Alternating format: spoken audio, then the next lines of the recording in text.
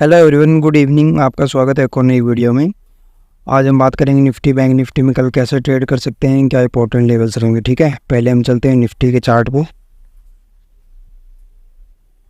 जैसे कि कल की वीडियो में मैंने आपको बताया था कि आपको सिर्फ सेलिंग की ट्रेड फाइंड करनी है और मार्केट में मैंने आपको टारगेट दिए थे। एक तो ये वाला मैंने कहा था काफ़ी इंपॉर्टेंट लेवल है। मार्केट ने क्या किया, इतना बड़ा गैप डाउन दे दिया कि सारे टारगेट गैप डाउन में हिट हो गए।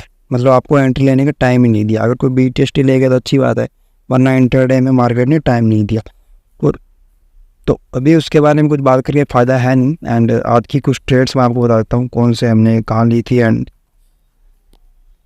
एक तो सबसे बड़ा रीज़न आपको मैं बताता हूँ क्या था कि मार्केट ऑलरेडी बहुत बड़ा गैप डाउन हो चुकी थी, तो पुट वाले प्रीमियम बहुत ज़्यादा इंक्रीज हो चुके थे। बैंक निफ्टी वाले प्रीमियम कम से कम 3 से 4 गुना सीधा ओपन हुए थे। जो मतलब 100 रुपये प्रीमियम क्लोज हुआ था ना, वो सीधा 400-500 पे ओपन हुआ था। इतना बड़ा गैप डाउन था, तो उसकी वजह से और ज़्यादा पुट साइड मार्केट गिर तो रही थी बट काफ़ी स्लो गिर रही थी। उसकी वजह से प्रीमियम इंक्रीज नहीं हो रहे थे। ठीक है, पहली ट्रेड हमने यहीं पे ली थी। ये वाला जो लेवल मार्क कर ही रखा है हमने।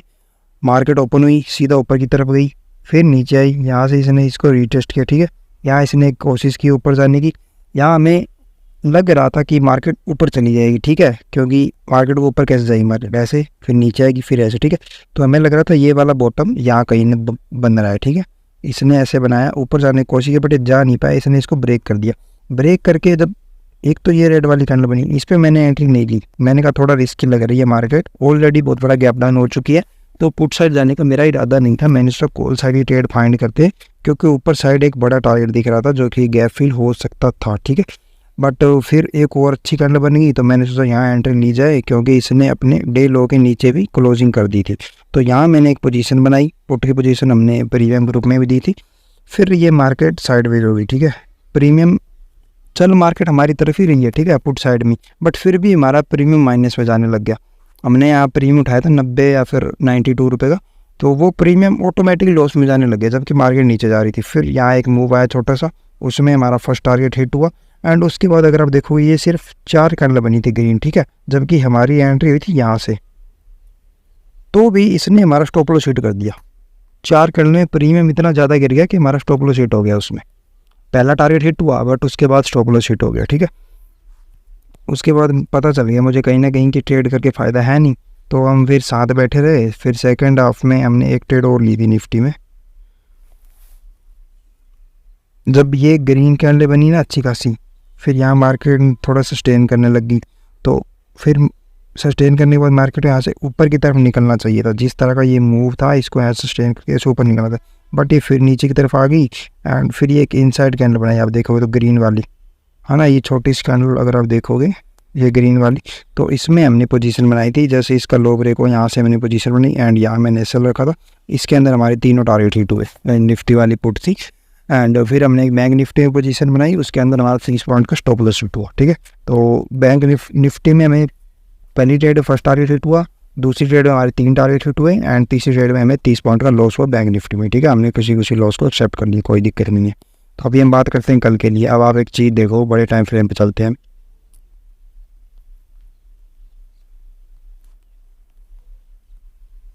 यहाँ से आप मार्केट देखो गैप अप हुई। ठीक है, फिर गैप अप हुई, फिर gap up. Market gap up होने के बाद भी नीचे नहीं आ रही है और ऊपर ही जाती जा रही है, अपनी गैप को फिल नहीं कर रही। यहाँ से आपको क्या पता चल रहा है कि पूरा कंट्रोल बाहर के हाथ में। ठीक है, एक तो मार्केट को उन्होंने गैप अप करवा लिया, दूसरी बात वो गैप अप होने के बाद इंटरडे में भी उसको नीचे नहीं आने दे रहे हैं, उसको ऊपर ही रख रहे हैं, या फिर ऊपर और लेके जा रहे हैं या फिर वहीं पे सस्टेन कर रहे हैं। तो यहाँ से पता चलता है कि पूरा कंट्रोल बाहर के हाथ में। अब यहाँ आज क्या हुआ है, आज मार्केट में अच्छी खासी सेलिंग आई है, गैप डाउन हुई है मार्केट। इतना बड़ा गैप डाउन होने के बाद भी मार्केट को बाहर ऊपर नहीं लेके जा पाया, कंट्रोल पूरा सेलर के हाथ में। तो कहीं ना कहीं मुझे तो लग रहा है कि मार्केट बेरिश है। एंड नीचे के मैं आपको टारगेट बताता हूँ। पहला टारगेट ये निकल के आ रहा है, निफ्टी का टारगेट है। ठीक है, यहाँ से अगर हम देखें कितने पॉइंट की रेंज है, 300 पॉइंट अभी निफ्टी और गिर सकती है नीचे। ठीक है, नीचे का टारगेट मैंने आपको निफ्टी में बता दिया। अब आपको पता चलेगा कहीं ना कहीं सेलर के हाथ में कंट्रोल पूरा। एंड आपको नीचे का टारगेट पता चलेगा कि सेलर इसको कहाँ तक लेके जा सकता है। तो अब आपको क्या करना है, अब आपको सिर्फ पुट साइड के ट्रेड ढूंढनी है। इंटरडे में जहाँ भी आपको पुट साइड का ट्रेड इंटरडे में जहाँ भी आपको पुट साइड का ट्रेड मिले, या फिर एसएल छोटा मिल रहा हो, कोई भी आपका सेटअप बन रहा हो कहीं से, अगर आप एडवाइज़र आपका वो आप ऊपर ट्रेड दे रहे हो तो आप उसको इग्नोर मत करो, उस ट्रेड को जरूर लो, अच्छी क्वांटिटी के साथ लो, ठीक है। अब हम चलते छोटे टाइम फ्रेम पे कि ट्रेड बन कहाँ सकती है, ठीक है।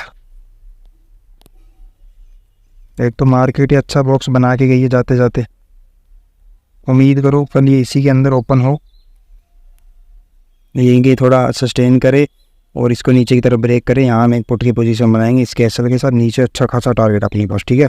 300-400 पॉइंट का टारगेट अपने पास नीचे की तरफ, बहुत बड़ा टारगेट है, कोई दिक्कत नहीं है। एक बार आप पोजीशन बना लो बस छोटे एसएल के साथ, फिर उसको ट्रेल करो और कोशिश करना नेक्स्ट वीक की एक्सपायरी के 1-2 लोट ले लो, ठीक है। अगर आपकी पोजीशन बन रही है पुट की तो कुछ क्वांटिटी आप नेक्स्ट वीक के ले लो ताकि आप उसको होल्ड कर सको और बड़ा टारगेट ले सको, क्योंकि ये टारगेट एक दिन में नहीं आएगा, इसको कम से कम 1 हफ्ता लग सकता है, ठीक है। पहली कंडीशन तो ये होगी। अगर ये ओपन होता है गैप अप, मुझे लगता नहीं गैप अप होगा, बट फिर भी हम इमेजिन कर लेते हैं कि अगर ये गैप अप होके इस जोन में आता है, रुकना नहीं है बिल्कुल भी, सेलिंग की ट्रेड फाइंड करनी है इस जोन से, ठीक है। पहला जोन हो गया। दूसरा फ्लैट ओपनिंग होती है, इसको नीचे की तरफ ब्रेक करे तो भी आपको सेलिंग की ट्रेड फाइंड करनी। एंड अगर छोटा गैप डाउन होता है, यहीं कहीं मार्केट ओपन होती है, ठीक है, फिर वो पहली कैंडल में या दूसरी कैंडल में इस जोन को टेस्ट करती है, फिर यहाँ से आपको सेलिंग की ट्रेड फाइंड करनी। ट्रेड आपको सिर्फ सेलिंग साइड की ही फाइंड करनी है, ठीक है। 2 में आपको जोन बता दिए, फ्लैट ओपनिंग का बता दिए, गैप अप का बता दिए, गैप डाउन का बता दिए। अगर बड़ा गैप डाउन हो जाता है फिर हम प्रॉपर डायरेक्शन को फॉलो करेंगे एंड आपको ग्रुप में हम बता देंगे क्या करना है, ठीक है, फ्री ग्रुप में भी एंड प्रीमियम ग्रुप में भी। और टारगेट मैंने आपको बता दिया 19,590 का टारगेट है निफ्टी का नीचे की तरफ। हम बैंक निफ्टी को भी थोड़ा देख लेते हैं, ठीक है।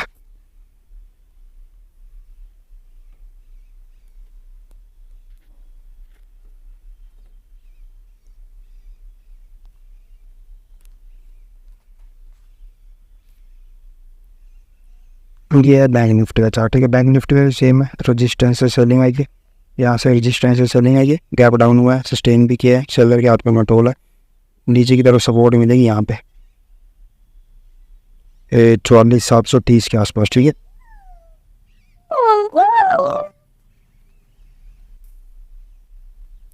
ठीक है, नीचे की तरफ मैंने आपको टारगेट बता दिया है 44,730-50 ये रेंज है। एंड अब हम चलते हैं छोटे टाइम फ्रेम पे।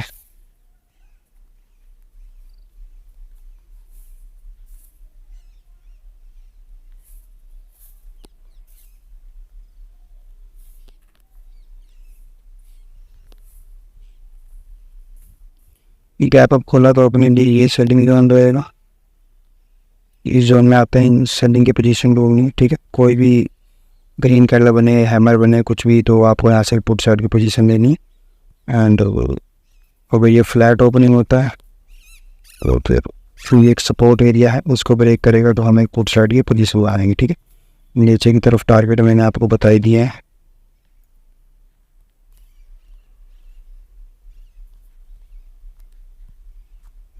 पहला टारगेट रहेगा ये वाला 44,820 एंड इसके बाद हम ये वाला टारगेट देने की कोशिश करेंगे 43,985, ठीक है। अभी यहाँ से अगर आप देख रहे हो तो 500 पॉइंट का स्पेस है बैंक निफ्टी में पहले टारगेट के लिए।